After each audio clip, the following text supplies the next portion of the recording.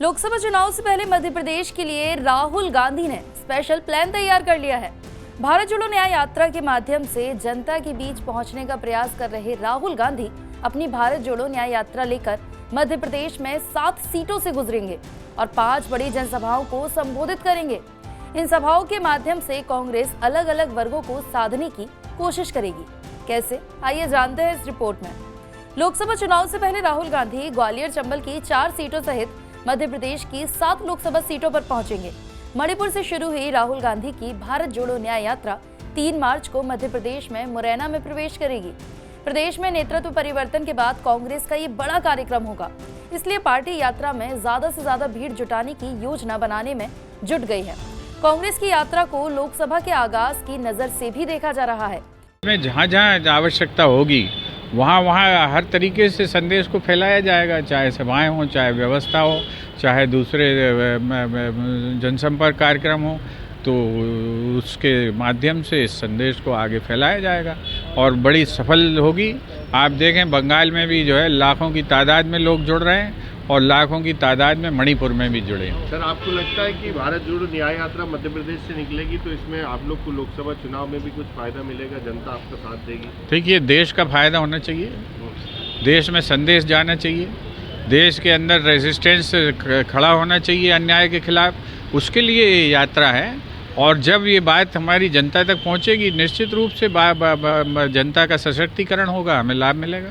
राहुल गांधी की भारत जोड़ो न्याय यात्रा मध्य प्रदेश में ग्वालियर, चंबल और मालवा सहित कुल 9 जिलों और 7 लोकसभा सीटों को कवर करेगी। राहुल 7 दिनों में प्रदेश में रहकर 698 किलोमीटर तय करेंगे। राजस्थान के धौलपुर से मुरैना और फिर ग्वालियर पहुंचेंगे। उसके बाद शिवपुरी, गुना, राजगढ़, आगर मालवा, उज्जैन, रतलाम से झाबुआ होते हुए राजस्थान के बांसवाड़ा निकल जाएंगे। मध्य प्रदेश में राहुल गांधी की 5 बड़ी सभाएं कराने की भी तैयारी है। मुरैना में युवाओं के साथ बेरोजगारी थीम पर आधारित सभा होगी। राजगढ़ में किसानों और रतलाम में आदिवासी थीम पर सभाएं कराई जाएंगी। इसके अलावा उज्जैन में भी सभा कराने की तैयारी हो रही है। नहीं, देखिए, जो हम इफेक्ट देख रहे हैं ना, जो अभी भारतीय राजनीति में, उससे यात्रा वगैरह से बहुत ज़्यादा फर्क उतना नहीं पड़ेगा जितना कैंडिडेट का फ़र्क पड़ेगा, या जो मुद्दा जो उस वक्त जो होगा चुनाव के समय उस पर ज़्यादा निर्भर करेगा। क्योंकि राहुल गांधी की हमने जो पहली यात्रा थी उसमें भी देखा था, बहुत सारा क्राउड था, बहुत सारी जो है लोगों को लग रहा था कि चेंज हो सकता है, लेकिन बहुत ज़्यादा फ़र्क उन सीटों पर भी नहीं आया जहां राहुल गांधी गए थे। तो लोकसभा की जो माइंडसेट है वो बहुत सारे इश्यूज़ पर डिपेंड करता है, तो उसमें केवल आप ये यात्रा से कोई नैरेटिव बदल जाएगा तो मुझे लगता है वो बहुत ज़्यादा उसमें चेंज आएगा नहीं। कांग्रेस राहुल गांधी की यात्रा से जनता का समर्थन मिलने की बात कर रही है, जबकि बीजेपी कांग्रेस पर लगातार हमलावर है।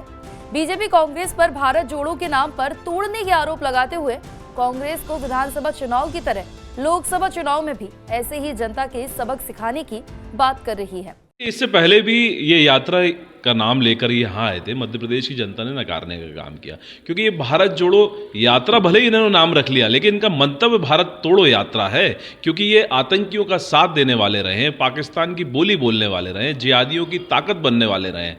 ये तोड़ो करने वाली भावना को मध्य प्रदेश की जनता समेत अन्य राज्यों की भी जनता जानती है और देश की जनता ये तय कर चुकी है कि इस तरह की मानसिकता को कुचला जाएगा। ये चाहे जितनी यात्रा निकाल लें, लेकिन इनका चरित्र उजागर हो चुका है, इसलिए जनता इंतजार कर रही है, आने वाले चुनाव में इसका जवाब ही मिल जाएगा। मध्य प्रदेश में मौजूदा समय में 29 लोकसभा सीटों में से कांग्रेस के पास महज 1 छिंदवाड़ा लोकसभा सीट है और राहुल गांधी की यात्रा से लोगों के बीच माहौल बनाकर सीट बढ़ाने की आस में है। यात्राओं से वोट जुट जाएं ये भी संभव नहीं है, क्योंकि विधानसभा चुनाव में भारत जोड़ो यात्रा के परिणाम भी संतुष्टिजनक नहीं थे। भोपाल से आमिर खान की रिपोर्ट, TV9 मध्य प्रदेश।